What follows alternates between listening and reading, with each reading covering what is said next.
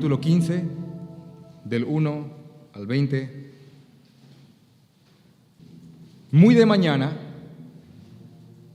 habiendo tenido consejo los principales sacerdotes, con los ancianos, con los escribas y con todo el concilio, llevaron a Jesús atado y le entregaron a Pilato. Pilato le preguntó: ¿eres tú el rey de los judíos? Respondió él, Jesús, y le dijo: tú lo has dicho o tú lo dices. Versículo 3. Y los principales sacerdotes le acusaban mucho. Versículo 4. Otra vez le preguntó Pilato diciendo: ¿nada respondes? Mira de cuántas cosas te acusan. Mas Jesús ni aun con eso respondió, de modo que Pilato se maravillaba. Ahora bien, en el día de la fiesta le soltaba un preso, cualquiera que pidiesen. Y había uno que se llamaba Barrabás, preso con sus compañeros de motín, que había cometido homicidio en una revuelta. Y viniendo la multitud comenzó a pedir que hiciese como siempre les había hecho. Y Pilato respondió diciendo: ¿queréis que os suelte al rey de los judíos? Porque conocía que por envidia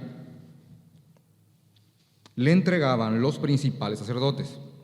Mas los principales sacerdotes incitaron a la multitud para que les soltase más bien a Barrabás. Respondiendo Pilato, les dijo otra vez: ¿qué pues queréis que haga del que llamáis rey de los judíos? Y ellos volvieron a dar voces: crucifícale. Pilato les decía: pues qué mal ha hecho. Pero ellos gritaban aún más: crucifícale. Y Pilato, queriendo satisfacer al pueblo, soltó a Barrabás y entregó a Jesús después de azotarle para que fuese crucificado. Entonces los soldados le llevaron dentro del atrio, esto es, al pretorio, y convocaron a toda la compañía y le vistieron de púrpura y poniéndole una corona tejida de espinas, comenzaron luego a saludarle: salve, rey de los judíos. Y le golpeaban en la cabeza con una caña y le escupían, y después de rodillas le hacían reverencias. Después de haberle escarnecido, le desnudaron la púrpura y le pusieron sus propios vestidos y le sacaron para crucificarle. Marcos 15, del 1 al 20. Estas son ya las últimas horas de Jesús. Este es el día en el cual Él va a morir. Este viernes de mañana, la frase con la cual comienza el capítulo 15, este viernes de mañana es el día en el cual Jesús había de ser asesinado. Habían acontecido muchas cosas antes de esto, entonces no voy a leer todo porque ya hemos predicado domingos anteriores, pero quiero solamente, a manera de enunciar todo lo que había ocurrido hasta aquí, hacer unas pequeñas citas en orden para que cuando volvamos a leer minuciosamente estos versículos, ustedes puedan estar bien ubicados en el contexto. Aquí Jesús, la noche anterior, había pasado con sus discípulos y había instituido lo que se conoce como la Cena del Señor, que era un ritual llamado la Pascua, que se celebraba cada año. Entonces, Él le da el verdadero sentido a la Pascua y ahí Él instituye la Cena del Señor, sacramento que hasta hoy día practicamos en conmemoración suya hasta que Él regrese. Después de la Cena del Señor, Jesús anuncia que todos sus discípulos iban a abandonarlo. Todos, absolutamente todos, iban a abandonarlo. Y en especial Pedro, que iba a negarlo 3 veces. Cuando él predice la negación de Pedro y el abandono de todos, ustedes como sabrán ya, Pedro se rehúsa y dice: Jesús, aunque todos te nieguen o todos se escandalicen, yo nunca he de negarte. Y Jesús le dice: Pedro, justo usted, hoy me negarás 3 veces antes que el gallo cante 2 veces. Después de eso, Jesús ora en el Getsemaní, que es un lugar en el cual él estaba acostumbrado y tenía como costumbre orar. Y en el Getsemaní van sus captores y le arrestan. Jesús, un hombre común y corriente, un carpintero de Galilea, tan común y corriente que hizo falta el beso de una persona para que él sea diferenciado del resto. Si alguien conoce historia del Antiguo Testamento, había un rey llamado Saúl. ¿Conocen Saúl? Que fue después seguido por David. Jesús no era un Saúl físicamente hablando. La Biblia dice que Saúl era tan esbelto y tan hermoso, tan imponente, que Saúl por lo general sobresalía una cabeza del promedio de las personas. Así que Saúl era un rey que según el formato del mundo, ese es un rey digno de orgullo, un hombre así de imponente, fuerte y grande. Ahora Jesús no estaba, cuando vino a encarnarse, no estaba en un cuerpo con este formato. Él no era un hombre musculoso que caminaba por Galilea al cual todos temían. Él no era un gigante. Era un hombre común y corriente. Y les repito, era tan común y corriente que para que las personas que iban a arrestarlo hubiesen podido identificarlo, tuvo que Judas, el traidor, decir a quien yo bese, a quien yo dé el beso, ese es. Entonces él va, Judas, con los alguaciles, y ahí arrestan a Jesucristo. Ahí ocurre una pequeña trifulca, una pequeña pelea, porque el impulsivo Pedro, como siempre, sacó su daga y rebanó la oreja de una persona. Esta persona, inclusive está su nombre, se llama Malco. Y cuando Pedro niega a Jesús por tercera vez, un pariente de aquel a quien él había cortado la oreja le dice: vos le cortaste la oreja a mi pariente, yo te reconozco, estuviste ahí. A lo cual Pedro dice: no, yo no fui. Y créame, vas a acordarte de alguien que le cortó la oreja a tu primo o algún pariente tuyo. Entonces, después de que Pedro rebana la oreja de Malco, Jesús toma la oreja y se la pone de nuevo. Y eso menos vas a olvidarte. Créeme. Así que arrestan a Jesús. Hay una escena que es muy complicada y creo que es el versículo que sería el más difícil de predicar de toda la Biblia, que está en Marcos capítulo 14, 51, 52, y es el joven que en un momento dado corre desnudo sin sus sábanas. Pero cierto joven le seguía cubierto el cuerpo con una sábana y le prendieron, mas él, dejando la sábana, huyó desnudo. Solamente Marcos relata eso. Así que es palabra de Dios, sí, pero no sé qué prédica podemos sacar de esto. Pero ocurrió. Está ahí. Lo más probable es que haya sido Marcos, porque la única forma que escribas esto es que te haya pasado a ti. Entonces, está el tema del joven desnudo. Jesús es arrestado y es llevado ante el concilio. Y quiero explicarles aquí algo brevemente. Jesús tuvo 2 juicios. Por eso les dije que esta prédica es muy histórica y necesitamos que ustedes entiendan el contexto de los últimos días de Jesucristo. Ustedes van a ver ahora una trama, vamos ahora a meternos en una trama en el cual va a haber engaño, mentira, traición, hombres que están queriendo permanecer en sus puestos, jugadas políticas y una muchedumbre sedienta de sangre. Pero aún así, todos estos hombres estaban actuando dentro de la providencia de Dios y dentro de la soberanía del Señor. Verdad en la cual todos nosotros reposamos hasta hoy día. Jesús es arrestado y en las 18 horas siguientes de su arresto, Jesús tiene 2 juicios. Imagínense, un juicio por parte de los de su nación, que son los judíos, y otro juicio por parte de los no judíos, o también se dice gentiles, en este caso los romanos. Y en el primer juicio, que es ante los judíos, él tiene una audiencia, porque cada uno de los juicios constaba de 3 partes, 3 sesiones con los judíos, 3 sesiones con los romanos o gentiles.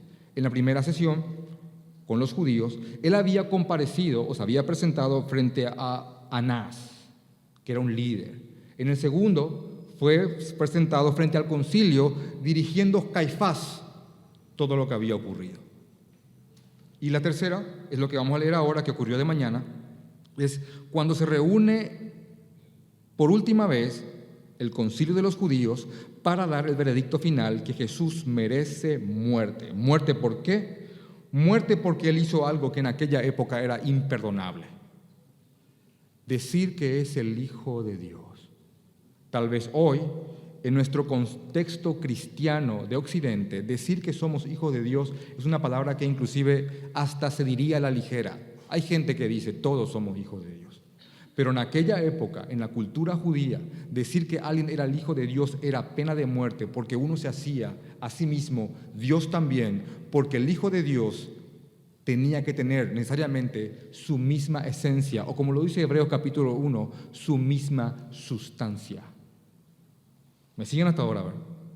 Entonces, según el libro de Marcos, capítulo 14, versículos 61 y 62, cuando estaba Jesús en su juicio por parte de los judíos, antes de ir al juicio con los gentiles, dice en el 61 del 14 de Marcos, mas él callaba y nada respondía.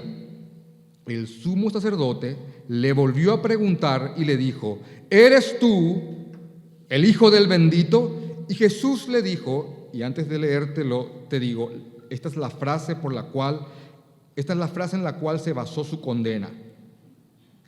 Y él le dijo, yo soy, y veréis al Hijo del Hombre sentado a la diestra del Dios, a la diestra del poder de Dios, y viniendo en las nubes del cielo. Entonces el sumo sacerdote, rasgando sus vestiduras, dijo, ¿qué más necesidad tenemos de testigos?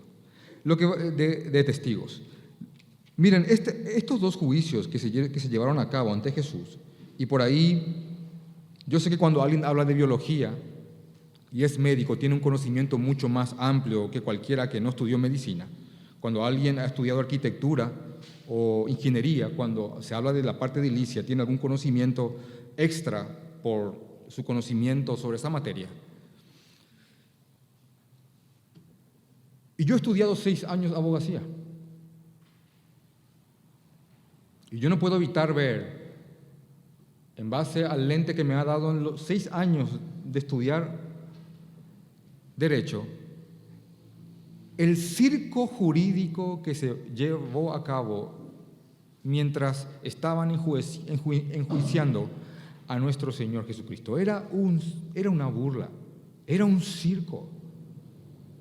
En resumen, mientras estaba Él siendo enjuiciado, dice Marcos 14 y 15, que iban viniendo uno tras otro testigos falsos que inclusive se contradecían entre sí. Es lo que dice el 56 del capítulo 14 de Marcos. Venían testigos y no concordaban. Uno decía una cosa, otro decía otra cosa. Entonces Jesús, al ver tan endeble argumentación, simplemente callaba y se dejaba que ellos se desvirtúen a sí mismos. Entonces, estos hombres se dieron cuenta que hacía falta una declaración explícita de parte de Jesús y lo presionaron, y Jesús permaneció callado y solamente rompió el silencio para decir, yo soy el Hijo de Dios y me van a ver alguna vez sentado en el trono, en el poder de mi Padre,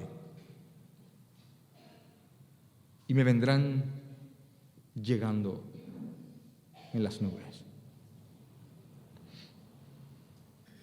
Y él, como habíamos leído, aquí el líder judío se rasga las vestiduras, y por ahí si alguien es nuevo en la fe, este hecho de rasgarse la ropa o las vestiduras era un gesto de suma indignación.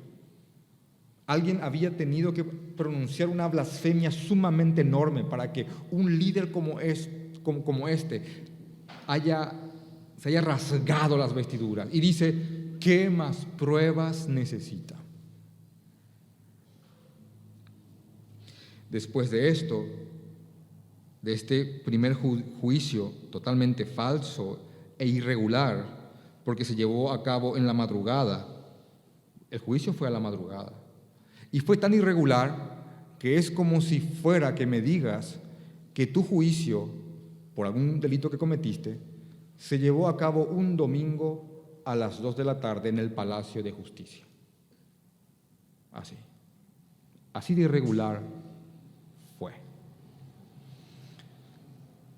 Después de que él declara que es el Hijo de Dios, ocurre algo sumamente para mí impresionante. Dice que después de haber oído la blasfemia, le condenaron declarándole ser digno de muerte.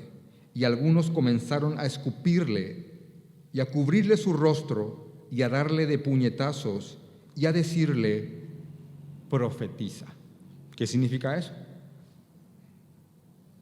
Al cubrirle el rostro mientras le pegaban, como este era un supuesto hacedor de milagros, le decían: ¿quién te pegó? ¿Quién te pegó? Profetiza. ¿Quién te pegó? Y le daban de puñetazos. Y los alguaciles le daban de bofetadas. Así se burlaron de él. Sepan que a quien estaban haciendo esto era alguien que con una simple oración, él podía orar a su Padre, y legiones y legiones y legiones de ángeles podían aparecer en ese momento y destrozar a todos, y esto no se llevaba a cabo. Por eso me pareció prudente y pareció correcto llamar a esta prédica ante el rey sin reconocerlo.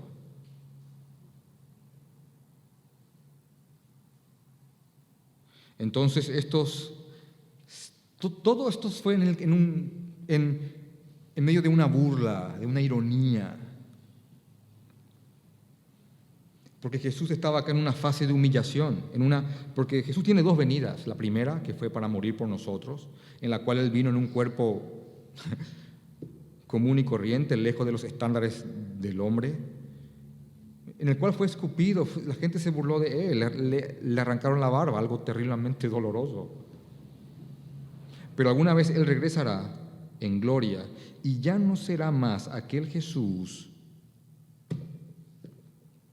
a quien podrán escupir o abofetear o darle puñetazos y preguntándole: ¿quién te pegó? Profetiza.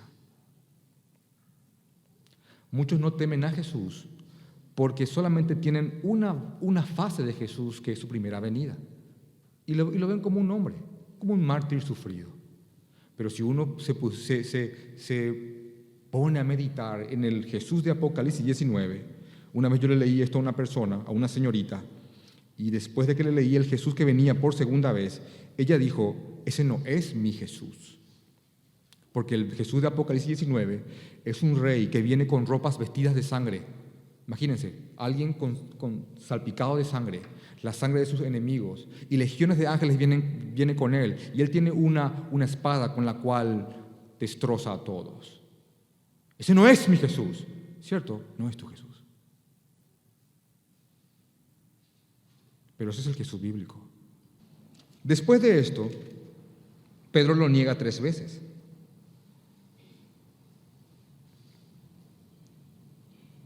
Y Jesús, hay algo que quiero solamente agregar aquí, es que después de que Pedro le negó 3 veces y juró y maldijo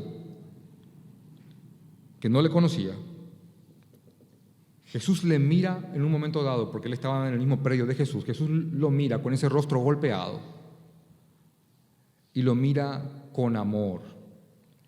Y Pedro, como era un hijo de Dios que acababa de pecar, al ver el rostro de Jesús, esa mirada amorosa, lloró amargamente. Es lo que le ocurre a cada hijo de Dios después de pecar. ¿Pecamos? Claro que pecamos. ¿Podemos vivir con eso? No podemos vivir con eso. Y muchos de ustedes hasta han deseado morir antes que seguir pecando en contra de su Señor. A lo largo de lo que vamos a leer ahora, quiero que tengan en cuenta quién es el que está siendo humillado aquí. No es ningún hombre común y corriente, es Dios hecho hombre. Es Dios hecho hombre. Y van a ver las cosas que le hicieron. Necesitamos entender el relato y el orden de las cosas. para comprender a todo lo cual Él fue sometido por nosotros, porque este es tu lugar. Cada cosa que veas aquí, hermano y hermana, es tu lugar.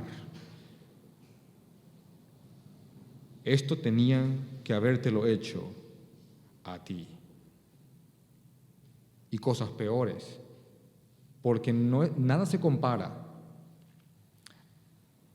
al furor que Él experimentó en lo espiritual cuando estuvo en la cruz. Créame, esto es terrible, lo físico es terrible, pero nada se compara al furor,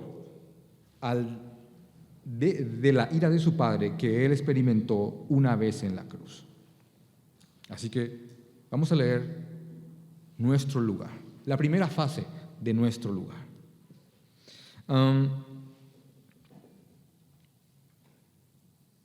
Después de la negación de Pedro, que fue a la madrugada, y el gallo había cantado 2 veces, dice el texto, muy de mañana, así que este es el escenario, vamos a construirlo, dice muy de mañana. Entonces se reunió otra vez el concilio, habiendo tenido consejo los principales sacerdotes, con los ancianos, con los escribas, y con todo el concilio llevaron a Jesús atado y le entregaron a Pilato. Acá hay una pregunta que surge, por ahí si alguien no lo sabe, ¿quién era Pilato? O no lo recuerda.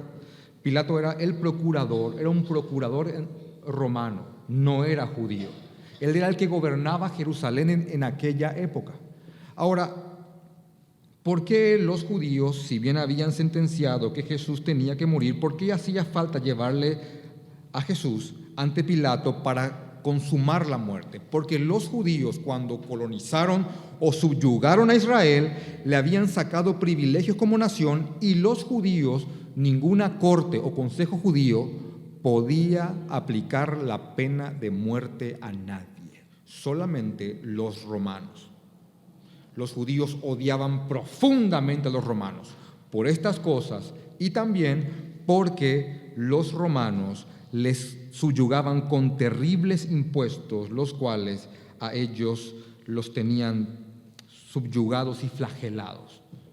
Los judíos odiaban a los romanos porque les habían sacado su independencia.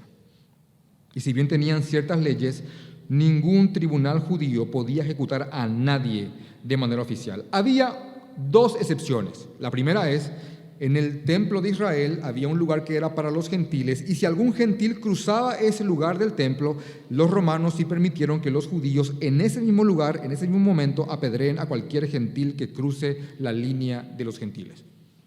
Ahí sí podían matar a alguien apedreado, ahí. Segunda excepción, si una mujer o una persona o un hombre era encontrado en un crimen, en un delito moral, en ese mismo momento podían sacarle una muchedumbre y matarlo a pedradas. El caso, por ejemplo, de la mujer adúltera. Las 2 excepciones de esta ley. Los romanos, después de eso, nadie podía condenarle.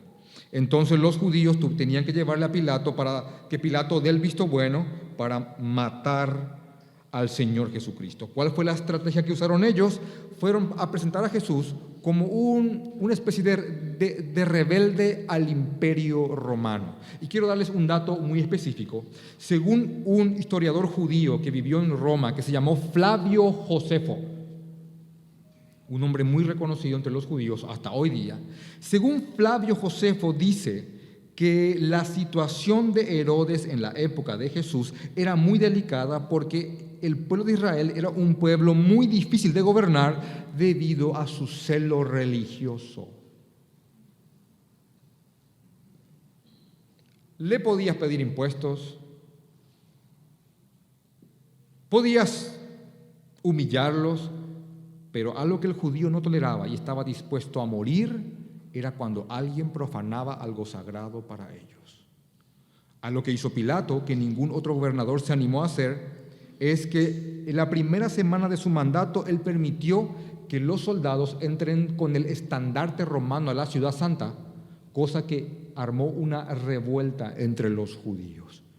Entonces el Senado romano, según Flavio Josefo, determinó que probablemente Pilato no era el indicado para gobernar a un pueblo tan conflictivo. Entonces, esto tiene mucho que ver porque Pilato, uno de los argumentos que usarán en su contra, por lo cual él se verá prácticamente obligado a crucificar a Jesús, es que él quería permanecer una paz en la ciudad. Esto tiene, por eso les digo, un contexto político. Acá hay política, engaño, mentira, sed de poder. Eso es lo que está ocurriendo aquí. Creo que hasta estas cosas se pueden percibir en la película La Pasión, película que yo la pude ver solamente una vez. Esto lo que vamos a hacer ahora es más preciso que cualquier película que hayamos visto antes. De tal manera que al tener esto en su cabeza, se van a dar cuenta cuando Hollywood exageró o se abstuvo de decir la verdad. Así que esto es muy importante que lo comprendan. Este concilio de ancianos judíos, de religiosos, dice según Juan 18, que es el paralelo de lo que estamos leyendo en Marcos, dice, llevaron a Jesús de casa de Caifás al pretorio, donde estaba Pilato. Era de mañana, como Marcos lo dice, era de mañana y ellos no entraron al pretorio para no contaminarse y así poder comer la Pascua. Y déjame decirte esto, esta es la expresión máxima de religiosidad total. ¿Por qué? Estos hombres habían complotado y planeado un asesinato terrible. Habían comprado testigos falsos. Habían pagado a un traidor del seno de Jesús. Habían hecho calumnias, habían dicho calumnias y iban con argumentación falsa, que es a lo que le voy a mostrar más adelante, para inducir a Pilato para que lo mande a ejecutar. Pero ellos se negaron a entrar en el lugar, en la residencia de Pilato, en la sede romana, porque se podrían contaminar y después no podían consumir la Pascua.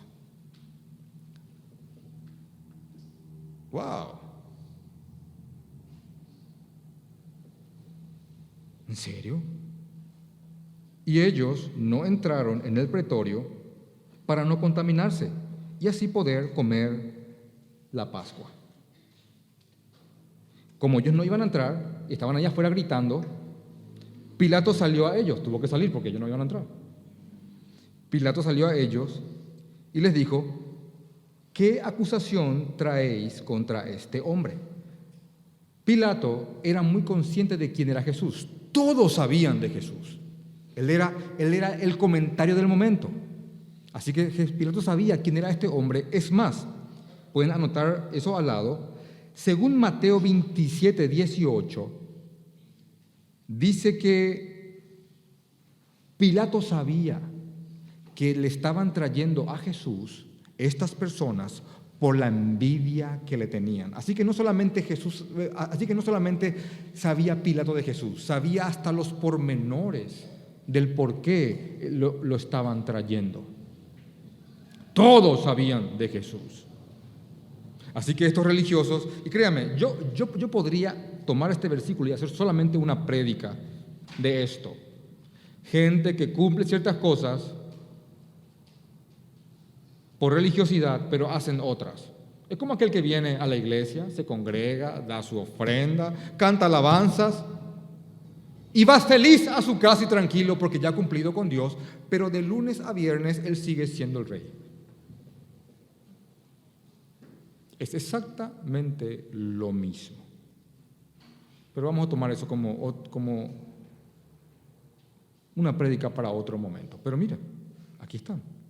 De hecho, estas personas no querían contaminarse para celebrar la Pascua, que al fin y al cabo era lo que ellos estaban a punto de consumar horas más adelante, la muerte del Señor Jesucristo.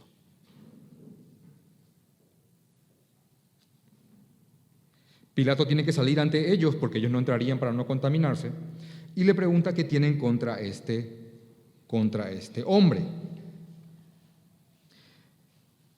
Siguiendo el relato de Juan, que es el que más nos explica qué pasó, dice en el versículo 30 del capítulo 18, los judíos respondieron y le dijeron: si este no fuera malhechor, no te lo habríamos traído. Entonces les dijo Pilato: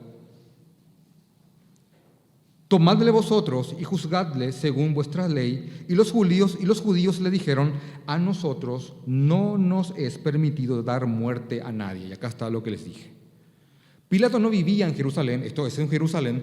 Él no vivía en Jerusalén. Sería bueno que tomen esto como una clase de historia bíblica. Él no vivía en Jerusalén, pero él había ido a la ciudad por causa de la fiesta, para ver que todo esté en orden, porque había cientos de miles de judíos. Él vivía en Cesarea, pero los judíos, aprovechando su venida por la fiesta, le llevaron para que él mismo en ese momento, de manera sumaria y rápidamente, lo mande ejecutar. Así que Pilato, aún así, cuando fue traído de manera sorpresiva Jesús ante él no quiso tener participación en esto y dijo: bueno, júzguenle ustedes según sus leyes. Y ellos le dijeron: ya le juzgamos y nosotros no podemos darle muerte. Entonces la intención era matar al Señor Jesucristo. Y repito, él sabía, Pilato, que esto era por envidia, porque Jesús en verdad era un hombre inocente. Después de decir esto, en el 32 de Juan dice: para que se cumpliese la palabra que Jesús había dicho, dando a entender de qué muerte iba a morir. Porque Jesús había dicho una y otra vez, esto está en Mateo 20, 18 y 19, y en Marcos 10, 33 y 34, que el Hijo del Hombre iba a ir a Jerusalén y iba a ser juzgado por los judíos, iba a ser entregado a los gentiles y iban a matarle, a darle muerte con crucifixión, por medio de la crucifixión.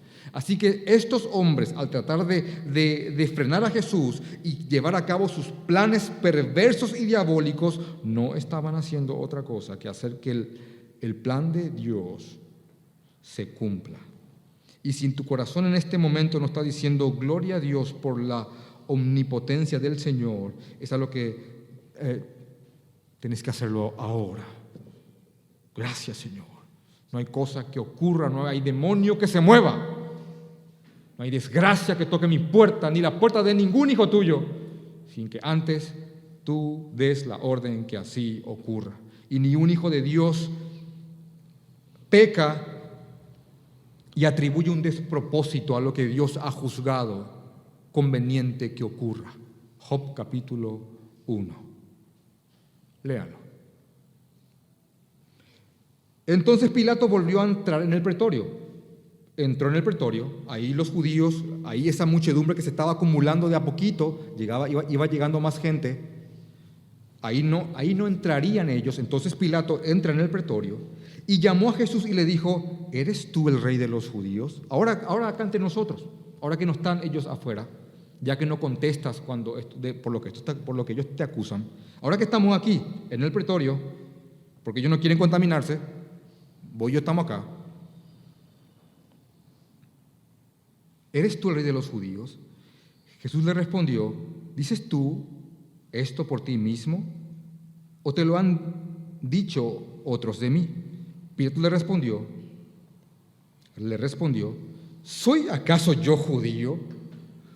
Tu nación y los principales sacerdotes te han entregado a mí. ¿Qué hiciste? Ellos son tu pueblo, tu nación te ha entregado a mí. ¿Qué has hecho?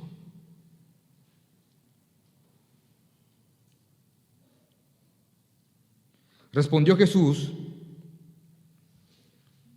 mi reino no es de este mundo. Si mi reino fuera de este mundo, mis servidores pelearían para que yo no fuera entregado a los judíos, pero mi reino no es de aquí.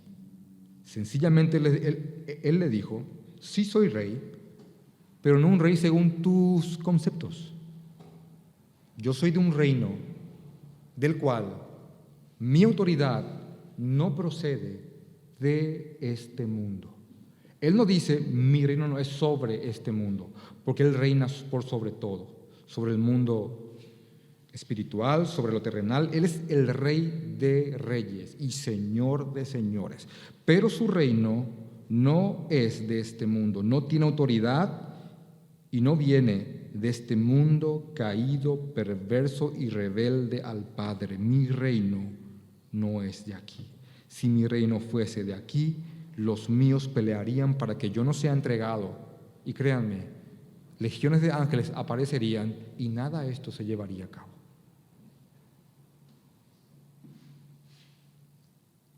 Entonces Pilato le dice, bueno, entonces sos rey. Luego, eres tu rey. Respondió Jesús, tú dices que yo soy rey. Yo para esto he nacido y para esto he venido al mundo, para dar testimonio de la verdad.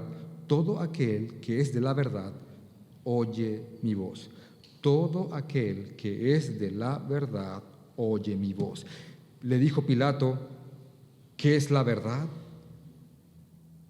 Y cuando hubo dicho esto, salió otra vez a los judíos y les dijo, yo no hallo en él ningún delito.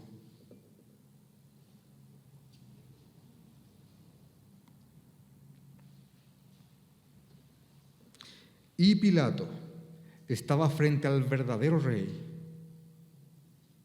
ante la verdad misma. Jesús no tenía solamente la verdad, Él era la verdad. Juan capítulo 14, versículo 6. Y Él estaba frente al rey sin poder reconocerlo. Pilato pregunta, bueno, ¿y qué es la verdad? Pero Él no lo pregunta con un motivo sincero por conocerlo, porque apenas lo pregunta y sale afuera. ¿Qué es la verdad? Y se va. No queda esperar la respuesta.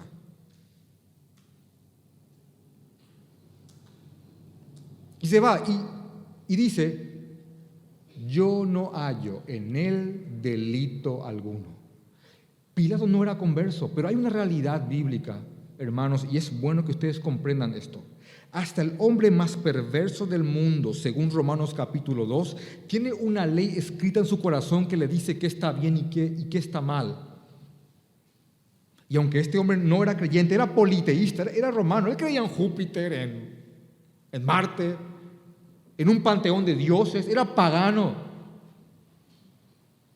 Pero aún así, este hombre pagano y cruel, porque Pilato era cruel,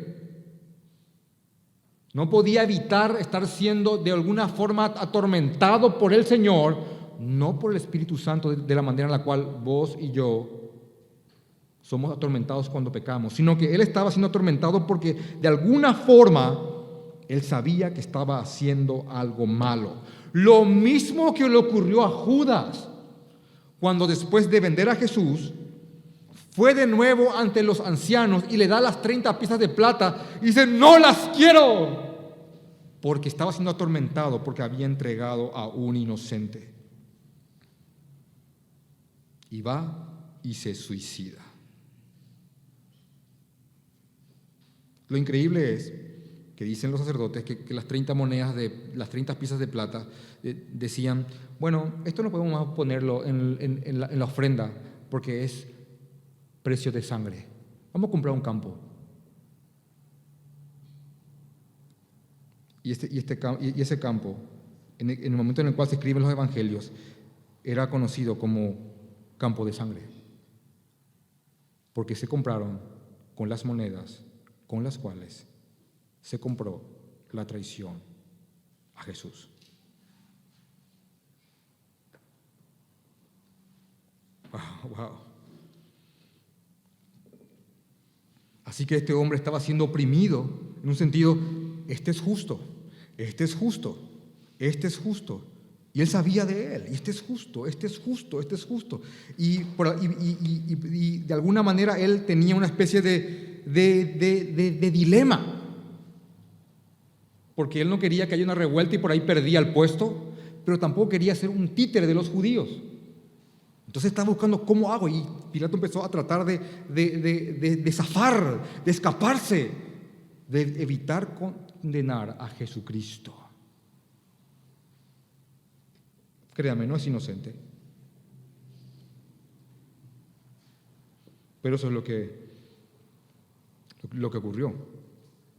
Según Lucas 23:2, no hace falta que lo busquen, dice que los judíos argumentaban dos cosas. Miren la mentira. Dice que los judíos decían a Pilato: este está prohibiendo o está incitando al pueblo que no se dé tributos al César. Lucas 23:2, mentira. Porque en Marcos 12:13 Jesús decía: denle al César lo que es del César y a Dios lo que es de Dios. Así que estos, estando afuera, todo esto es afuera. Ellos nunca entraron adentro del recinto. Ellos, estando afuera, para no contaminarse, mentían para que Jesús sea condenado. Él incita al pueblo a que no se dé tributo al César. 2, se hace a sí mismo rey. Y rey solamente es César, cosa que ellos van a decir más adelante. Hasta patriotas se volvieron de la nación romana. Imagínense. Todo por matar a Jesús. Y vuelvo a repetir esto. Sabía Pilato que todo esto era por envidia. Entonces, Pilato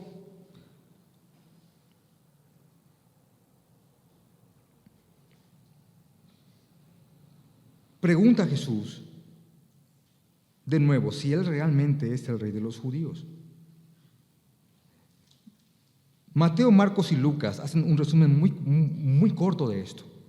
Cuando Pilato le pregunta: ¿eres tú el rey?, solamente estos dicen que Jesús dice: tú lo has dicho.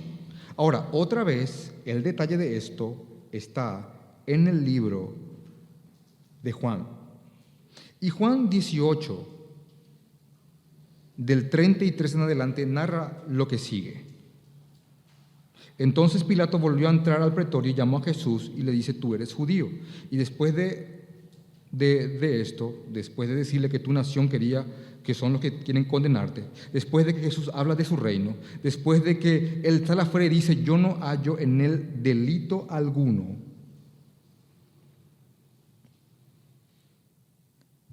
Pilato quedaba sorprendido por esto. Escuchen esto: que ante cada acusación que se hacía ante Jesús, simplemente él no abría la boca. Yo no puedo comprender, puedo comprender por qué, pero me parece impresionante que gente que conocía la palabra no estaba viendo ahí, que ahí, estando Jesús siendo juzgado, se estaba cumpliendo Isaías 53:7, que dice: angustiado él y afligido, no abrió su boca, y como cordero fue llevado al matadero, y como oveja delante de sus trasquiladores, enmudeció y no abrió su boca. Entonces Pilato estaba aún más maravillado porque él sabía que era inocente y no se estaba defendiendo. Entonces alguien, en medio del barullo de toda esta conversación, él hizo esto, él hizo lo otro, y diciendo cosas falsas, alguien dice la palabra Galilea. Galilea. Y dice Pilato: ¿Galilea? ¿Galilea? ¿Dijeron Galilea? Bueno, yo no soy de Galilea. Herodes, hay un hombre llamado Herodes, él es de Galilea, así que ya a casa fe, llévenle a Herodes. Y Herodes era un libertino, de hecho que los herodianos eran personas libertinas. Y acá Pilato creyó que zafó del problema, pero miren la situación que relata, y acá sí quiero ir con ustedes a Lucas 23. Entonces Pilato, oyendo decir Galilea, casi una especie de eureka fue para él esto. Oyendo decir Galilea, preguntó si este hombre era Galileo, y al saber que era de la jurisdicción de Herodes, lo remitió a Herodes, que en aquellos días también estaba en Jerusalén. Así que todos acá se estaban tirando el paquete. Lucas 23:6. Y miren acá esto que es sorprendente. Versículo 8. Herodes, viendo a Jesús, se alegró mucho. ¿En serio? Sí. Herodes, viendo a Jesús, se alegró mucho porque hacía tiempo que deseaba verle, porque había oído muchas cosas acerca de él y esperaba verle hacer alguna señal. ¡Oh, Jesús! ¡Vale! ¡Hace algo! ¿Acá hay agua? ¿Vino? ¿O multiplicar panes? Acá tengo una verruga, sácamela, algo, hace algo. La alegría de Herodes era simplemente porque Jesús en ese momento representaba el bufón de la mañana.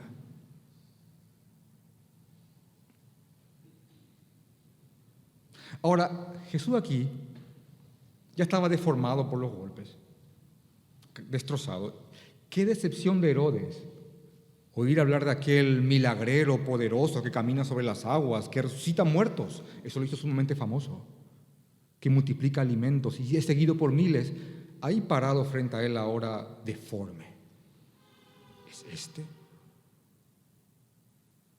Vamos a hacer algo. Alegrame la mañana.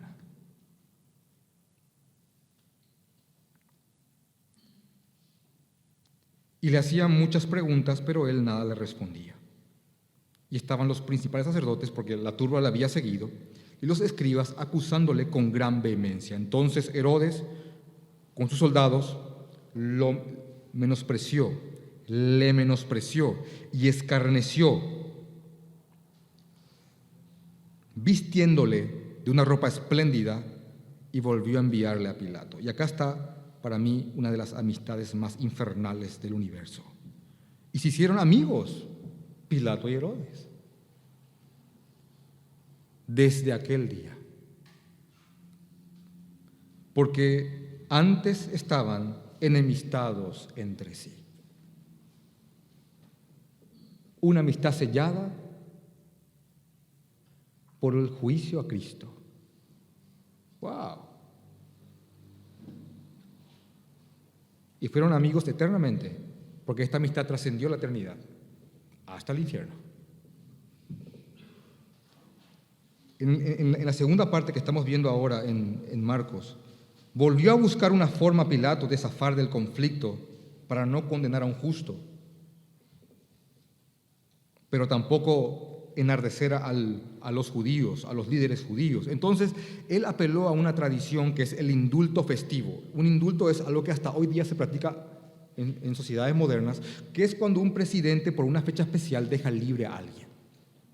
Acá también se practicaba. Entonces, dice Marcos capítulo 15, versículo 6, ahora bien, en el día de las fiestas le soltaba a un preso cualquiera que pidiesen.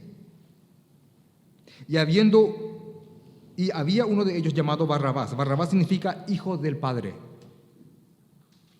Increíblemente, Pilato quiere hacer una jugada y dice, bueno, acá yo libero a Jesús.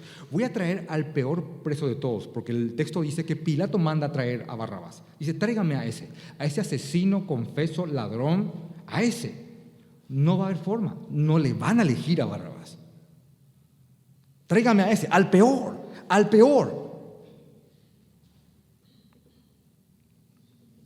Preso con sus compañeros de motín que habían cometido homicidio en una revuelta, y viendo la multitud comenzó a pedir que hiciese como siempre les había hecho, elegir. Y Pilato le respondió diciendo, ¿qué queréis que os suelte rey de los judíos? Como que, miren, esta es la pregunta, Barrabás, él. ¿Quieren que le suelte a él? Según los evangelios dicen, no, queremos a Barrabás. Y la gente decía, Barrabás. Ahora, increíblemente, Barrabás significa hijo del Padre. Entonces, más o menos, él decía, ¿quieren a este hijo del Padre o a este hijo del Padre? ¿A cuál? Y la gente gritaba, desaforada, inducida por los líderes, Barrabás, Barrabás, Barrabás. Ahora, era una multitud que probablemente muchos de ellos estaban hace menos de una semana, porque esto es viernes. El domingo pasado Jesús estaba entrando a Jerusalén y una multitud gritaba, ¡Hosana! Y en la misma ciudad, otra multitud ahora gritando, crucifícale y que se libere a Barrabás.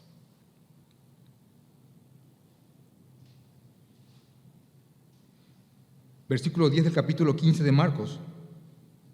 Porque conocía que por envidia le habían entregado a los principales sacerdotes, mas los principales sacerdotes incitaron a la multitud para que le soltase a Barrabás. Respondiendo Pilato les dijo otra vez: ¿qué pues queréis que hagáis con el rey de los judíos? Y ellos volvieron a dar voces: crucifícale. Les decía Pilato les decía: ¿qué mal ha hecho? ¿Qué hizo de malo? Y ellos simplemente contestaban, no con argumentos, sino que ya desaforados, gritaban de nuevo: crucifícale. Y Pilato, cobardemente, para evitar un conflicto político y estar en su cargo, queriendo satisfacer al pueblo, le soltó a Barrabás y entregó a Jesús después de azotarlo para que fuese crucificado. Ahora, quiero mostrarles algo, que aquí, antes de concretar esta frase de azotarlo y que fuese crucificado, una persona irrumpe en la escena, alguien inesperado. Según el libro de Mateo 27, 19, dice que en medio de esta audiencia y de estos judíos gritando afuera del pretorio, Pilato entrando una y otra vez, imagínense lo incómodo de eso. Tenía que entrar a hablar con Jesús, salía a hablar afuera. Entrar a hablar con Jesús, salía a hablar afuera. En medio de toda esa audiencia, dice que viene un enviado de la esposa de Pilato. Imagínense, una mujer pagana igual. Inclusive, Spurgeon, el bautista, el predicador bautista Spurgeon, hace una prédica solamente de este versículo. Dice Mateo 27, versículo 19... Y estando él sentado en el tribunal, su mujer le mandó decir: no tengas nada que ver con ese justo, porque hoy he padecido mucho en sueños por causa de él. Para complicar todo. No solamente ahora están los judíos gritando, él sabiendo que es un justo, todo lo que está ocurriendo, ese alboroto, ahora viene alguien de parte de su esposa y le dice: mi amor, no tengas que ver, y esta frase es importante, con ese justo. No tengas que ver con eso, no tengas que ver con eso.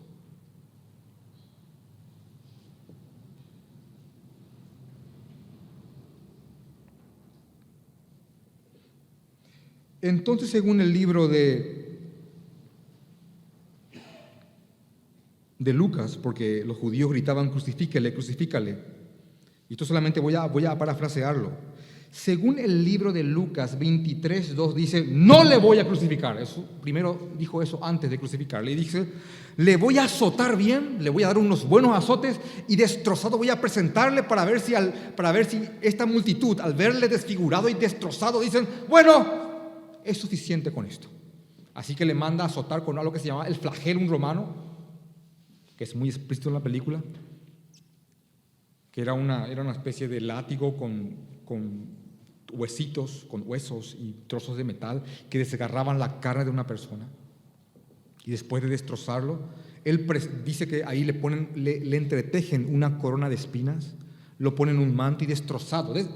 Ahí era una persona deforme Jesús. Era un deforme. Y Pilato lo presenta destrozado, y dice, según Juan: ¡he aquí el hombre! Pero aún así, al verle destrozado a Jesús, la turba decía igual: crucifícale.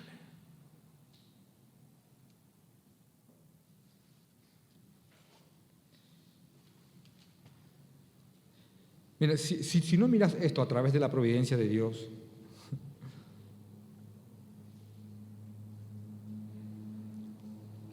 va a ser muy difícil digerirlo. Y si no entendés que este era tu lugar, menos aún. Después, en Juan 19, versículo 5, y salió Jesús llevando la corona de espinas y el manto de púrpura, y Pilato les dijo, he aquí el hombre. Cuando le vieron los principales sacerdotes y los alguaciles, dieron voces diciendo, crucifícale, crucifícale. Pilato les dijo, tomadle vosotros y crucificadle.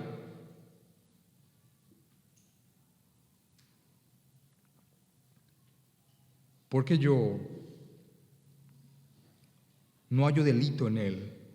Y los judíos le respondieron a lo que para mí aquí fue fulminante para él. Dicen ellos, los judíos, allá afuera, para no contaminarse, nosotros tenemos una ley y según nuestra ley debe morir porque se hizo a sí mismo hijo de Dios. Y cuando Pilato oyó esto, tuvo más miedo aún. ¿Vieron eso? Ya tenía miedo. Ahí tuvo más miedo. Porque aún este hombre, con todo su paganismo y politeísmo, superstición, oh, no.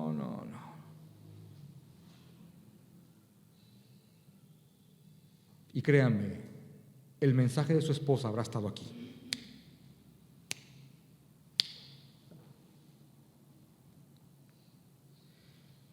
Y entró otra vez en el pretorio y le dijo a Jesús, ¿de dónde eres tú? Mas Jesús no le dio respuesta. Entonces le dijo Pilato, ¿a mí no me hablas? ¿A mí? Este no sabía quién le estaba hablando, ¿verdad? Si alguna vez, si alguno de ustedes ocupa algún puesto en alguna empresa o en algún lugar o en alguna entidad, no sé si le habrá pasado alguna vez que alguien que no te conocía, que no sabía que eras el jefe, viene y te habla así, tuteándote, y después se da cuenta que sos el gerente y se dio cuenta que fue muy informal con el jefe de la empresa. Y es como que vos haces, ahora sabe quién soy. Te pudo haber pasado de ambos lados, ¿verdad? Vos le dijiste, Gerard, ¿cómo estás? El ministro, ¿verdad? Bueno, este no sabía ante quién estaba. ¿A mí? Escucha, ¿a mí? ¿A mí no me hablas?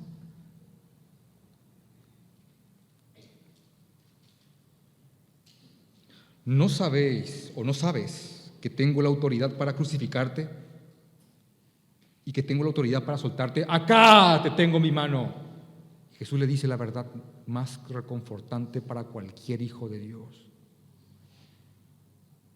Ninguna autoridad tendrías contra mí si no te fuese dada de arriba. Por tanto, el que a ti me ha entregado mayor pecado tiene, refiriéndose a a Judas, esto. ¿Sabes qué pueden sacar de aquí? Todos ustedes han estado o están bajo algún Pilato, alguien que tiene autoridad sobre tu vida. Pero nadie tiene una autoridad sobre nosotros que nuestro mismo Padre no le haya dado. Nadie. Ningún jefe, ningún profesor, nadie.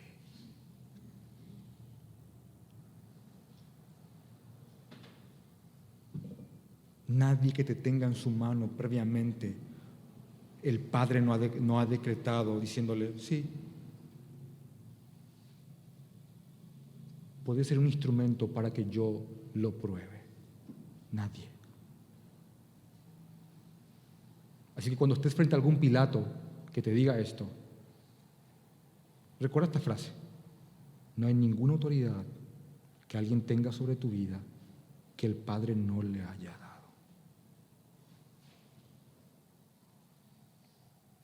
Hasta podemos hacer una prédica de este versículo en otro tiempo, en otro momento.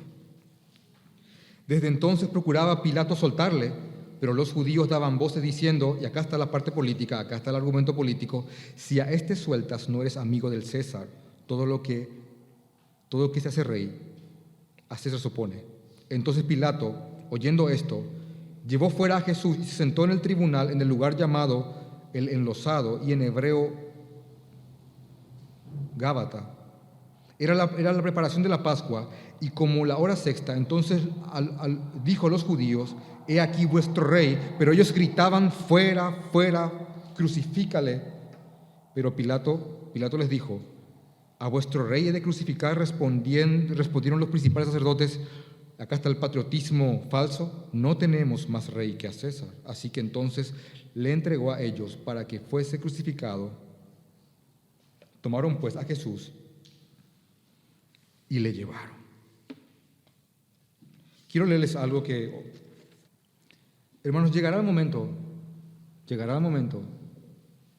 en el cual todos estaremos delante de Dios. Todos estaremos delante del Señor Jesucristo. Absolutamente todos. Y todos tendremos un juicio. Algunos cristianos creen que todos serán en un solo juicio, otros creen que serán en dos juicios, primero creyentes, después no creyentes. Pero como sea, todos tendremos un juicio. En aquel día, en aquel momento, en aquel glorioso lugar, algunos, y yo me incluyo entre estos, algunos nos quebraremos en llanto al ver a aquel a quien tanto esperamos. Yo no creo que pueda aguantarme el llanto cuando vea a Jesús. No creo.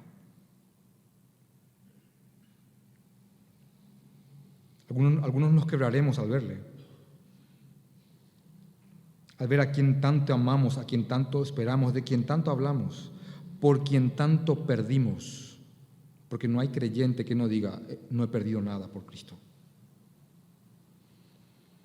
Pero ganamos incalculablemente a la vez. Pero también habrán otros, mis queridos hermanos, también habrán otros que van a quebrarse, pero no por amor, sino por causa de un inmenso terror que va a embargarles en aquel día. Pues están ante aquel que juzga todas las cosas, y estos están a punto de sufrir la condenación eterna. Pero entre aquellos millares y millares de aquellos que van a perderse, porque también hay millares que van a salvarse, pero entre aquellos millares que van a perderse, va a haber un puñado especial, un grupito especial entre los perdidos. ¿Cómo? Habrá un pequeño grupo de hombres y mujeres, aquellos que vivieron en los tiempos de Jesús, en los cuales Él caminó en la tierra, y lo rechazaron, aquellos que lo golpearon, que lo escupieron, que se burlaron de Él, aquellos que entretejieron la corona de espinas, que se disputaron sus ropas, aquellos que inclusive se burlaron en reverencia ante Él, aquellos que estuvieron frente al Rey y no lo reconocieron. No me puedo imaginar ni siquiera por un momento la sorpresa de aquel pequeño grupo al ver a aquel a quien escarnecieron, a quien humillaron, de quien se burlaron, estando en el trono del Padre como el Rey del universo. No me imagino lo que eso es. No me imagino la cara, no me puedo imaginar la actitud de el Herodes, que lo recibió como una especie de bufón en aquella mañana, estando ahora él ahí, ya no más deformado, sino en una gloria enorme frente a él. No puedo imaginarme a Pilato viéndole a él como rey. Dice en el libro de Marcos: y poniéndole una corona tejida de espinas, comenzaron luego a saludarle: salve, Rey de los judíos. Y le golpeaban en la cabeza con una caña y le escupían. Y miren esta parte, por favor. Y puesto de rodillas le hacían reverencias. ¿Saben que estas personas que aquí se arrodillaron en burla van a volver a hacer este mismo gesto? Según el libro de Filipenses capítulo 2, dice que algún día toda rodilla se va a doblar y toda lengua va a confesar que Jesucristo es el Señor para gloria de Dios Padre. A estos hombres que de una forma burlona, en humillación, se arrodillaban ante él y le decían: salve, Rey de los judíos, no saben ni se imaginaban que algún día harán lo mismo, pero en serio. Porque no habrá ángel, demonio, dama, mujer de mala vida, de ciudad, campesino, de letras, de pocas letras, rico, pobre, poderoso, subyugado. No hay ser en el universo que algún día nos doble rodillas y diga: Jesucristo es el Señor.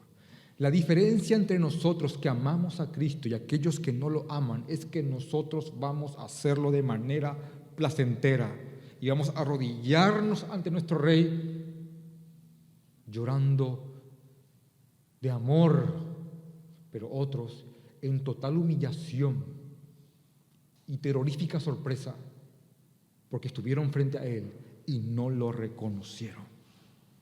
Ese día va a llegar y esta gente va a sorprenderse. Y hasta que llegue ese día, porque lo que podemos ver en todo esto es Dios gobernando absolutamente todo, y a la paz y a la vez Cristo siendo glorificado como Rey. Lo que podemos ver aquí es que hasta que llegue este momento en el cual tengamos que comparecer ante Jesucristo y su tribunal, en el cual seremos declarados inocentes porque Él murió por lo que hicimos, tenemos que predicar de Él con nuestro último aliento de vida. Somos embajadores de este Rey que no era un rey según el formato del mundo. Y por favor, escúchenme bien esto. Es a esto a lo cual nosotros hemos sido llamados. Nosotros no fuimos llamados para cumplir nuestros sueños.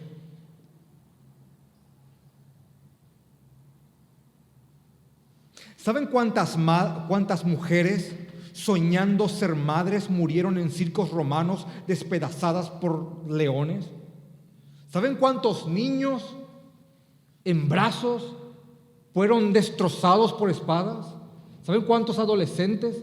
¿Saben cuántos hombres jóvenes que soñaron una vejez en confort en sus campos fueron muertos por Jesucristo? Lean Hebreos 12. Si Dios te permite cumplir un sueño, gracias, Señor. Pero sépase que es total gracia, algo inmerecido. No fuimos llamados a ser ricos. Si Él por alguna razón pone muchos bienes en tus manos para al fin y al cabo hacer que su reino avance, porque no hay otra razón para que el Señor te haya puesto bienes. Amén, y gracias por eso. Pero nadie viene a esta tierra con ese propósito. No fuiste llamado a ser famoso. No fuiste llamado a conseguir títulos, aunque no está mal procurar eso, para que al fin y al cabo esos títulos te recubran de cierto respeto. Y repito, te recubran de cierto respeto para que al estar en el pedestal de los logros puedas predicar con más influencia, al fin y al cabo, de Cristo. Pero no es el fin principal del hombre. Fuiste llamado para dar gloria y honra a este Rey y predicar de Él, aunque eso te cueste la vida.